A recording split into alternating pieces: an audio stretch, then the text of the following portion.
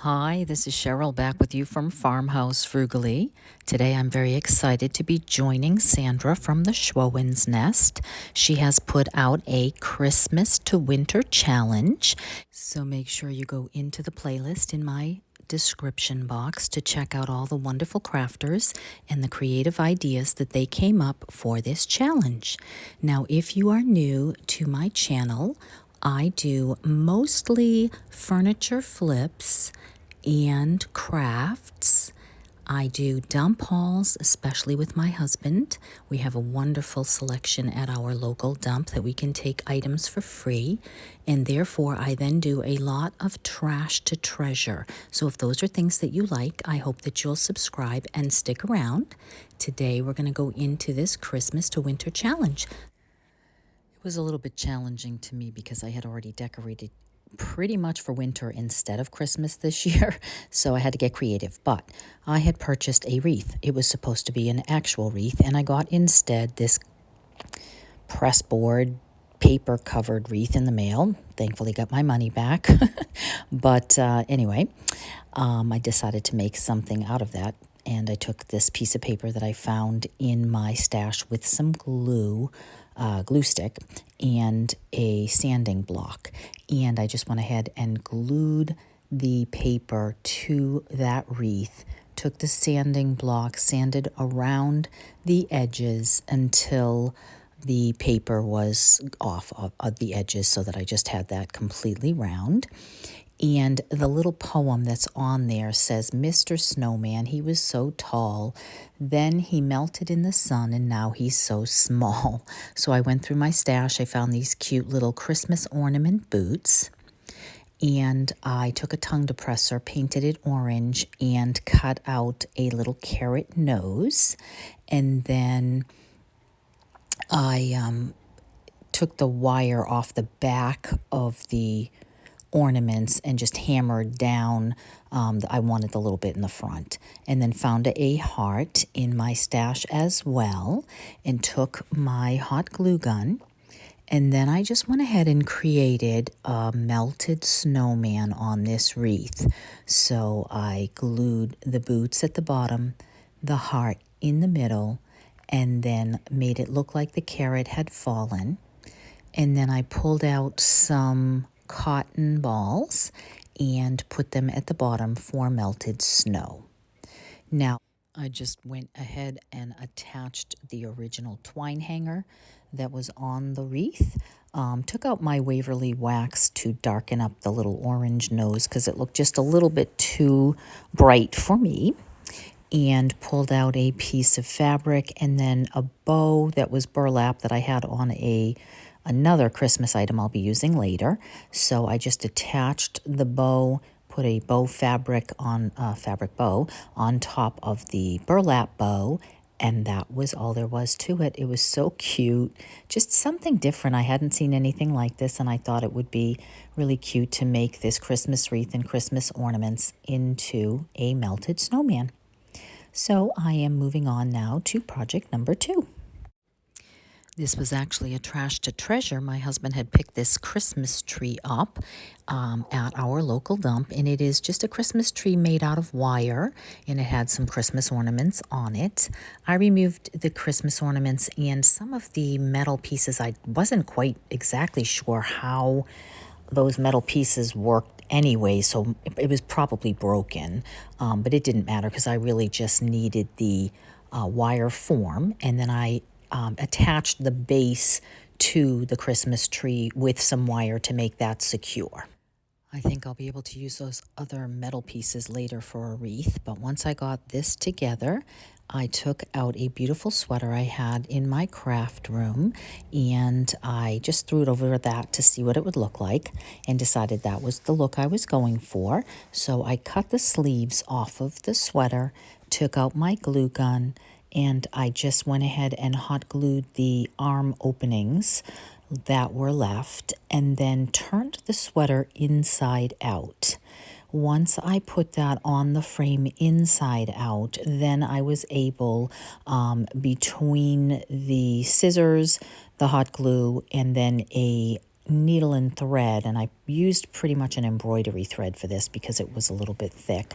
I just pinned the shape over that inside out, and then took the embroidery thread and just kind of a looser stitch. I mean, nothing too tight or too crazy, just to get me the feel.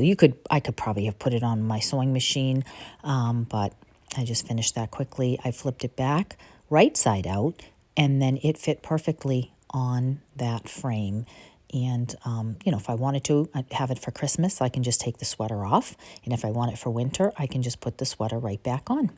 So I thought that came out really sweet and happens to match the decor in my living room, which is already kind of winter themed. So that was a win-win for me and a very simple project. So hopefully you like that. And that brings us on to project number 3.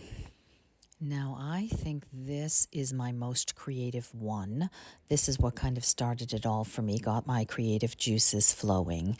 This word joy that I had in the red and black gingham check was cute, but it had a lot of sparkles on it. Really not my thing.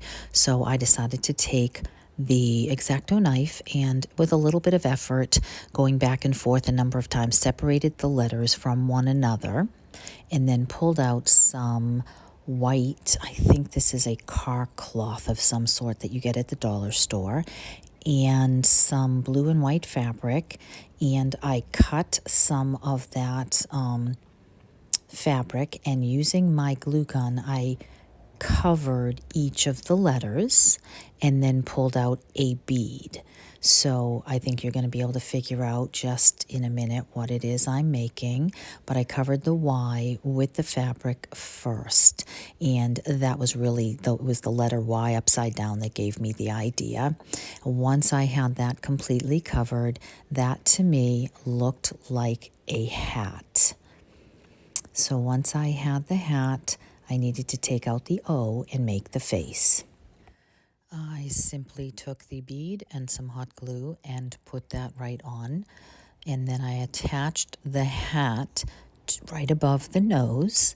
And then I took that chamois cloth or whatever they call those and cut the nose out and put the rest on for a beard and completely covered that to look like a little gnome. Now I'm looking then at my J, wondering what am I going to do with the J? And decided to find a piece of blue jean and cover that J. And then once I had that covered, I was able to glue that piece onto the O next to the head to look like his arm sticking out. So I thought that was starting to look really cute. But I did want to make sure that it looked more winter, so I made a mitten out of the same fabric, the blue fabric that I had, and made a trim for the mitten wrist, and then put that on that mitten. So that was part of the top of his hand to make the J look just a little bit more like he had his arm raised. Then I went through my stuff and I found this Dollar Tree sign, and I just used a little bit of white chalk paint and wrote the $2 rentals and found some scrapbooking, ice skates, and attached that. And that is all that there was to it. So I took the Christmas letters, J-O-Y, and created a winter gnome that is renting ice skates. So hopefully you like that. On to number 4. This was a pretty sign that I have had hanging around, and I do like it, but the red berries on it were starting to get a little bit ruined. So I had used that original bow off of that for the first craft, and then I pulled all of the red berries off of this chicken wire sign, and I really just liked it as it was with the pine cones and the greens and in the word joy. So I thought, well, let me add some white chalk paint to the greens and make it look snowy, and add some to the pine cones. And initially I thought, well, that could really be it, enough right there, just taking it from Christmas to winter. But I thought maybe I'd take the word off and use it for something else. I had something else in mind. And so I saved those letters for a different craft sometime in the future. And here it is upside down for whatever reason. So I went through my stash and I had these two incense burners. And so I took a knife and I made them, actually my crocodile, I cropped that off and then sanded that with a sanding block to make those resemble a pair of ice skis. And then I took out my Waverly wax and gave them a good coat of that to make them a little more antique-y looking, a little darker wood. And then I had made these already. I didn't show you how, but they're just a skewer. I painted the skewer red with a little gold bottom and put a wooden circle around that to make that resemble the ski poles. I glued that right on and added a gingham bow. And then I went through my stash and I found this wooden arrow from the dollar store. And I gave that just a coat of Waverly wax and water, kind of like a stain. Used a paper towel to just wipe that off. And then I took some black chalk paint and just wrote right on that and dry brushed around the edges ski trails. And so after I added that to the top of the sign, I was finished. And so here it is hanging on my wall. And I think it's very, very cute. So we've gone from Christmas to winter. And now number 5, I made this beautiful creche for my nativity. I will try to remember to drop a link to that. And that, of course, there's nothing more Christmas than the Christmas story. And so usually I have that nativity set up, well, I did this year because I just made it. And then really just a simple thing of taking out the Holy Family and putting in a winter scene. And really that wasn't so much of a project as just a design idea. And so I thought they came out really cute with some of the items that I had, trees and a sled and the cute little reindeer. And that is the end of my Christmas to winter challenge. I would love a thumbs up. I'd love a comment as to which was your favorite.